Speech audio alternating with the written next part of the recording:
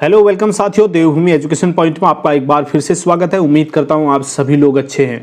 साथियों, UK triple SC ने आज एक यानी कि 11 तारीख को, आप यहां पर डेट देख सकते हैं, 11 मार्च को, अभी थोड़ी देर पहले, अभी 5-7 मिनट पहले ही ये संवाद जारी किया है, संवाद 203। तो यहां पर अभ्यर्थियों के द्वारा माननीय उच्च न्यायालय में रिट याचिका दायर की जा रही रिट याचिकाओं के बारे में इन्होंने अपना जवाब दिया है।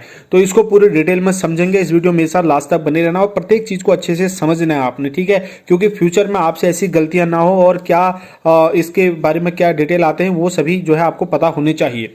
दोस्तों, संवाद के माध्यम से इनका कहना है कि अवगत कराना है कि आयोग की चयन प्रक्रियाओं से संबंधित कई मामलों में अभ्यर्थियों द्वारा रिट याचिकाएं प्रस्तुत की जा रही हैं। ऐसी 2 रिट याचिकाओं में माननीय उच्च न्यायालय द्वारा दिए गए आदेशों को मैं इस संवाद के माध्यम से आपसे साझा करना चाहता हूं। पहला मामला यह है कि अभ्यर्थी श्री विकासदीप धनोला का है। उन्होंने माननीय उच्च न्यायालय में अवर अभियंता सिविल के चयन के मामले में यह याचिका प्रस्तुत की कि आवेदन पत्र में गलती से वे पुरुष की जगह महिला अंकित कर चुके हैं, किंतु उनके अंक अधिक हैं, अतः उन्हें चयन का अवसर दिया जाए। माननीय उच्च न्यायालय द्वारा दिनांक 21/6/2021 को उनकी याचिका खारिज कर दी। अब आपको देख लो, उच्च न्यायालय ने इस याचिका को खारिज कर दी, जिसको उन्होंने माननीय उच्च न्यायालय की खंडपीठ के समक्ष चुनौती दी। फिर से उन्होंने चुनौती दी। इस मामले में दिनांक 4 मार्च 2022 को माननीय उच्च न्यायालय द्वारा श्री धनोला की याचिका अस्वीकार करते हुए ये आदेश दिए गए कि आवेदन पत्र सही प्रकार से भरना अभ्यर्थी की जिम्मेदारी है। यदि याचिका स्वीकार की जाती है तो एक ऐसा अभ्यर्थी चयन से बाहर हो सकता है जिसने अपना आवेदन पत्र सही प्रकार से भरा है।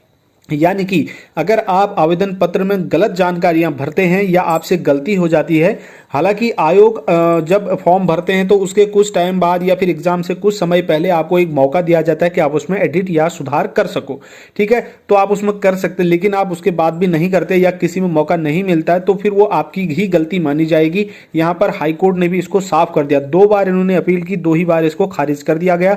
और जैसे कि आपको मैंने बताया, ये बताया गया उसमें कि ये याचिका की गलती है। अगर आपको इस बार स्वीकार कर दिया जाता है तो फिर ये किसी दूसरे बच्चे के साथ अन्याय होगा जिसने अपना फॉर्म सही और सटीक तरीके से भरा है। एक अन्य दूसरा मामला भी यहाँ पर था दोस्तों।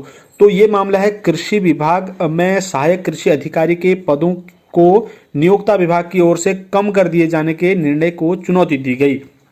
तो कृषि विभाग में जो नियोक्ता विभाग है उसके ओर से कम कर दिए जाने के इसमें चुनौती दी गई है। इस मामले में भी माननीय उच्च न्यायालय की एकल पीठ द्वारा याचिका को खारिज कर दिया। वो अभ्यर्थी श्री गोपाल दत्त चबडाल द्वारा इस निर्णय के विरुद्ध विशेष अपील योजित की गई, वो इसको भी माननीय न्यायालय द्वारा अस्वीकार कर दिया गया।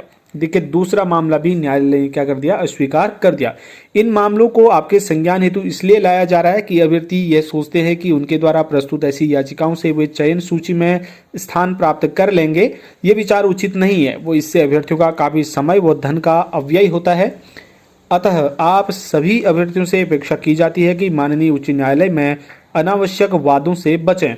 तो यहाँ पर दोनों जो याचिकाएं थी वो खारिज कर दी, जबकि दोबारा इन लोगों ने विशेष याचिका दायर की, फिर भी इसको खारिज कर दिया गया।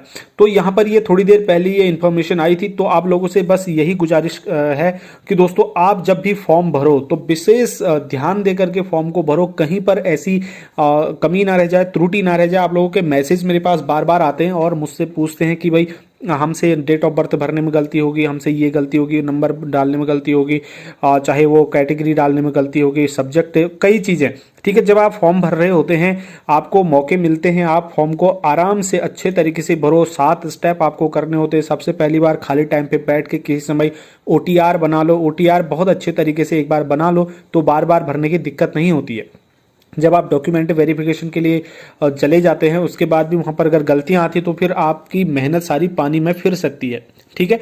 तो यही चीजें आप लोगों को बतानी थी, ये इन्फॉर्मेशन आई थी, तो दोस्तों आप लोगों को मैंने दे दी। नेक्स्ट वीडियो मिलेंगे, तब तक के लिए ढेर सारी शुभकामनाएं।